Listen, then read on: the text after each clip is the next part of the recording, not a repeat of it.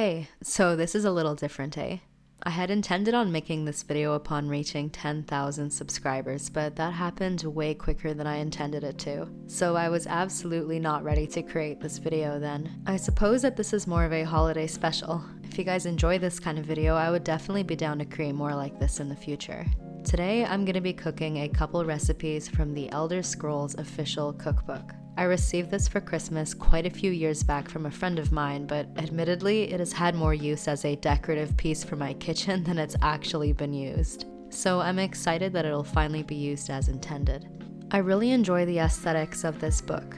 The food photography is on point, and the little tidbits of lore that you get at the beginning of this book and nestled in between the cooking instructions of each recipe are really neat. I also think it's really cool that in the first few pages there are a bunch of recipes for combinations of herbs and spices that are used in several of the recipes in this book.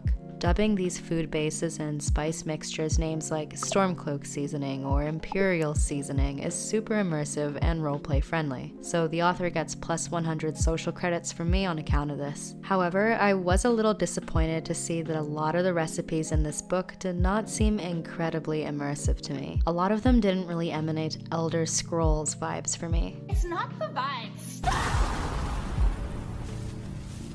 And to be fair, I suppose that the folks of Tamriel do eat a lot of the same kinds of foods that we do, seeing as the agriculture of our worlds isn't all that different. But there's still something a bit humorous about opening up an Elder Scrolls cookbook and being greeted by a recipe for garlic bread. I just found that there were a lot of missed opportunities to add more immersion to the selection of foods in this book. But alas, this isn't a book review. Let's get into the cooking, shall we? In this video, I'll be making some appetizers and small meals from the Elder Scrolls Cookbook. Specifically, I'll be making 3 recipes in this video. A Mudcrab Dip, a Leek and Cheese Crostata, however you pronounce that, and finally, a Sunlight Souffle. A common ingredient, or a spice rather, that all these recipes required was the aforementioned Stormcloak Seasoning, so I started off by making some of that first. The recipe calls for some dill, mustard powder, fennel seeds, and some grains of paradise, but I substituted those with regular black peppercorns. I grinded these spices up in this really cool mortar and pestle that my family got when we visited Mexico when I was very young. For immersion, of course. You can also just use a spice grinder if you aren't a role player like I am. Not to get too ahead of myself here, but my parents were really intrigued when they tasted the Mudcrab Dip, which contains this seasoning, and they asked what combination of spices I had used because they were having a difficult time placing all of the flavors. And I see where they're coming from in the sense that the combination of these spices provides a really unique flavor that my palate is not familiar with, and I personally enjoyed it. The first recipe that I made was the hot mud crab dip.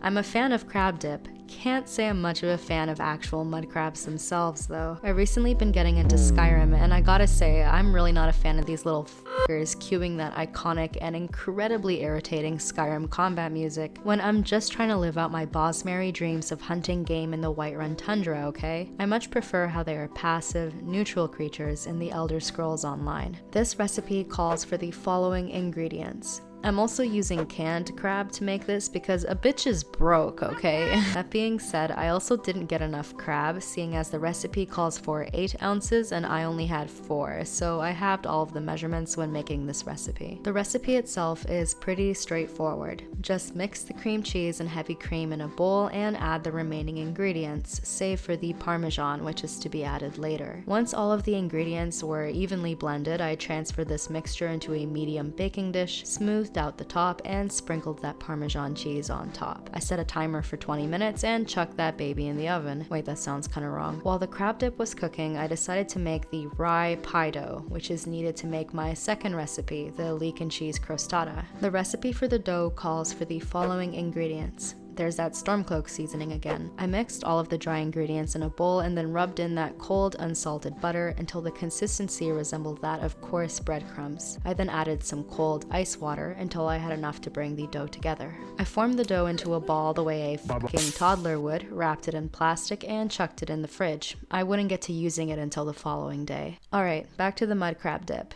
By the time the timer had gone off, I checked on the dip to see that it wasn't looking the way I imagined it would. It was way too pale, like my ESO main's complexion. There wasn't much coloring going on the top there, and I really wanted there to be, so I decided to broil it for a few minutes. I'd say it took about another 10 minutes before the top was starting to look more like how I wanted it to, where it crisped up.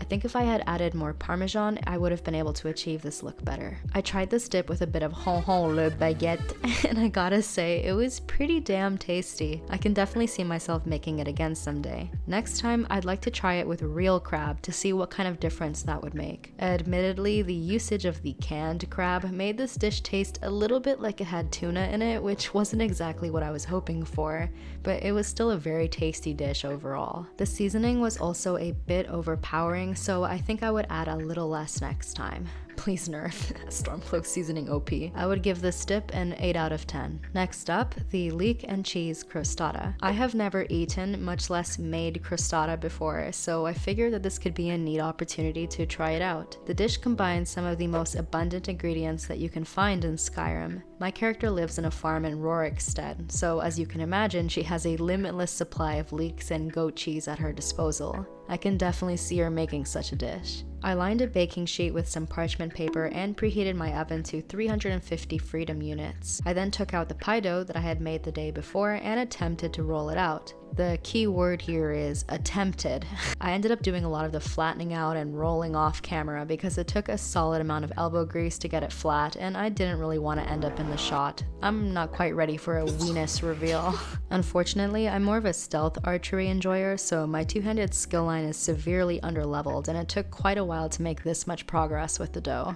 Eventually, I got it reasonably flattened out, but it cracked a fair bit as well. I was constantly smushing the dough back together with my fingers to keep pieces of it from completely cracking off. After I finished rolling the dough out, I set it aside and got to make the mixture that I'd be putting in the crostata. I started off by cutting up some leeks and rinsing them off in the sink. I then melted some butter in a medium skillet over medium heat and then added the washed leeks to the pan. The recipe suggests cooking the leeks for about 5 to 10 minutes until they're soft and just starting to turn golden brown. Well, 10 minutes passed and they still looked fairly green, so I ended up cooking them for about 20 or 25 minutes in total in actuality. What do you think, Truffle? Are these leeks ready yet?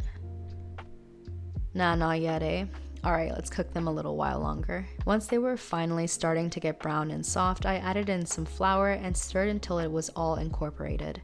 I then poured in the cream a little bit at a time and stirred everything until the cream was all absorbed and the mixture had thickened up. At this point, I removed the pan from the heat and stirred in some shredded cheddar cheese and added salt and pepper. I then let the mixture cool for about 10 minutes and then transferred it into the middle of the dough that I had rolled out earlier. I sprinkled some Parmesan on top and then folded the edges of the crust over the filling, making sure to gently overlap each piece of crust that I worked with. The recipe suggested baking this crostata for 25 minutes, but after that much time had passed, the dish didn't look like it was ready. The dough was still soft and the top of the filling hadn't changed much in color. I would say that I ended up keeping the crostata in the oven for a total of 45 minutes before it looked like it was done. After letting it cool for a bit, I served myself a slice to see what I thought of it. The filling was really tasty, but I wasn't as fond of the dough as I wanted to be. The taste of the Stormcloak seasoning was quite nice, but the texture was a bit chalky for my liking. I've tried many different kinds of pie crusts before, and I've never really disliked any of them, so I'm wondering if it was the rye in particular that gave it this taste that I wasn't too crazy about. I could definitely see myself making this meal again, but I think that next time I'd like to try a different dough recipe and see if I like it even better. I would give this dish 6.5 out of 10.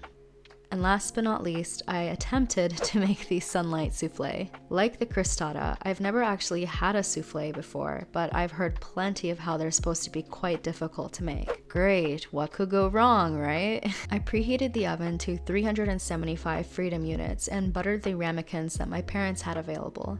I've been visiting them for the holidays, so this was a perfect opportunity to make such a video because my collection of kitchenware back at my apartment absolutely pales in comparison to theirs. That being said, they didn't have 4 6-inch ramekins, which is what the recipe called for. So I had to be like a country girl and make do with what I have. Hey, so I'm editing this and I never realized what that meme actually meant. I only ever knew of the phrase country girls make do.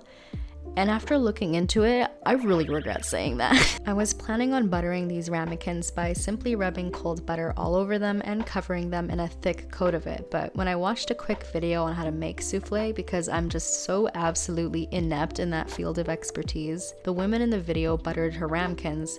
No, that's not a euphemism, with a light coat of melted butter, so I did the same. I separated 4 eggs into egg whites and egg yolks. I have never done this before, so what do you think? How did I do? Gordon Ramsay's probably shaking and crying and shitting himself right now, isn't he? Now who am I kidding? He probably already did that when he saw me roll out that pie dough. That's very bold of me to presume that he's recovered from that. I then beat the egg whites until they formed soft peaks, I think. This process probably took me about 20 minutes, and now I have carpal tunnel syndrome. After I finished doing that, it was time for me to make another roux. I melted the butter over medium heat and then stirred in the flour. After cooking this mixture for about a minute, I gradually added in the warm milk, which I had quickly heated up in a small saucepan. After stirring the mixture for a few minutes and it had thickened, I removed it from the heat and stirred in the shredded Parmesan cheese, nutmeg, and a dash of salt and pepper. In another bowl, I beat the egg yolks for about a minute, as instructed, and then gradually added the cheesy roux that I had made and thoroughly mixed everything together. The recipe then suggested that I needed to gently fold in the egg whites. I don't know what the fuck it means to fold an egg, but I tried to be gentle when incorporating these into the mixture. I then tried to evenly distribute the mixture into the 3 ramekins that I had, and then I chucked them in the oven to bake for 24 minutes. Now, I've always heard that you're not supposed to open the oven to take a peek at the souffles that you're making, as that will cause them to collapse.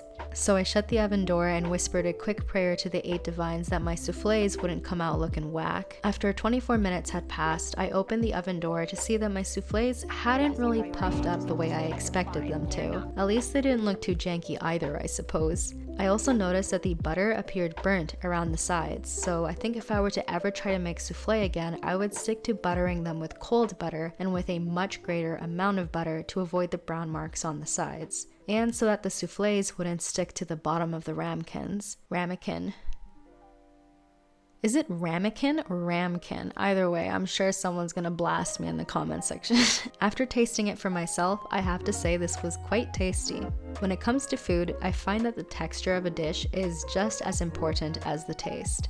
And what really stood out to me was how nice the texture of this souffle was. Light and fluffy, and like some kind of strange hybrid between cake and egg. I only wish that they had puffed up the way that they were supposed to. I think if I had added in more mixture into these smaller ramekins, or used a ramekin that wasn't as deep, and if I had done a better job at buttering the sides, I would have seen better results. I also likely overmixed the egg whites into the mixture, which could have ended up making it too heavy. That's what I get for not folding my damn eggs properly, SMH my head. While the texture was quite nice, I found that the actual taste of the dish wasn't anything spectacular. I don't think I would want to just eat this dish on its own, but I think it could be a really nice accompaniment to a soup or a salad. If I knew what I was doing, I could probably have added something more to it to make it even tastier.